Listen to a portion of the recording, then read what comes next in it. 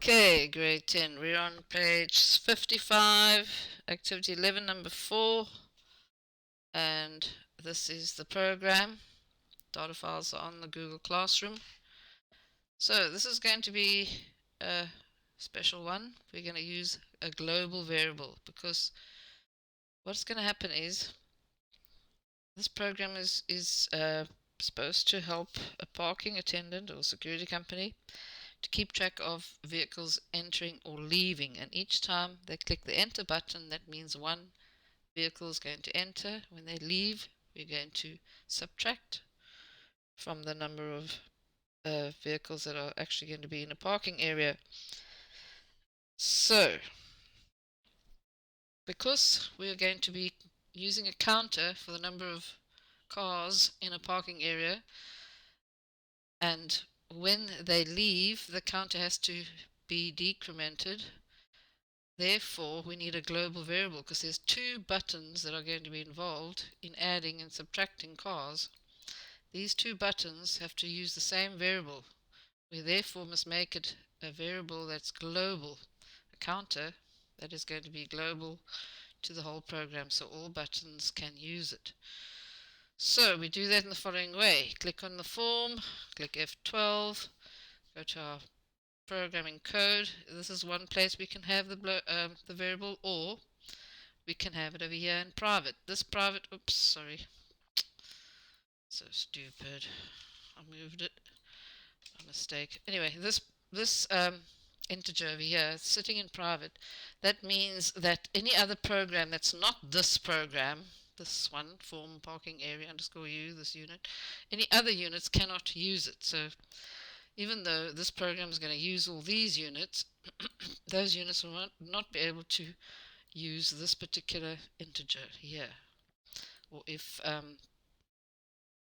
this program is being used by some other program, then this actual integer here will not be used. But all these procedures over here can use iNumber. If I put iNumber integer over there, that means everyone can see it. So you know the concept. We call this class scope. Class scope meaning only this class or this program, T-form area class, can actually use this integer iNumber. Right, so now we're going to go and do our button click events. What's going to happen when you enter? Double click the button. Oh, code's written already. iNumber equals iNumber plus 1. So we're adding 1 to iNumber, and then we display it on the panel. And if we leave the parking area, then iNumber equals iNumber minus 1. We display it in the caption, sorry, not the parking area, in the caption of P&L total. P&L total is this panel over there. Now the thing is, there's another way to do this. We can increment iNumber instead of saying iNumber equals iNumber plus 1. And I'm going to put this as a comment there. That means the processor won't read that code. It's only going to read this code.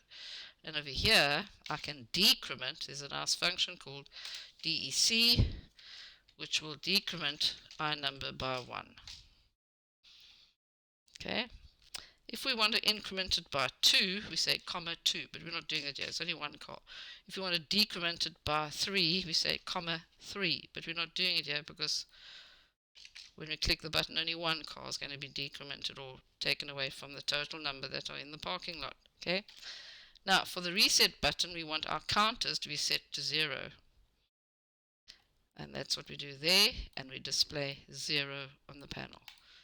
And that is that program. End of story. Okay, see you in the next one.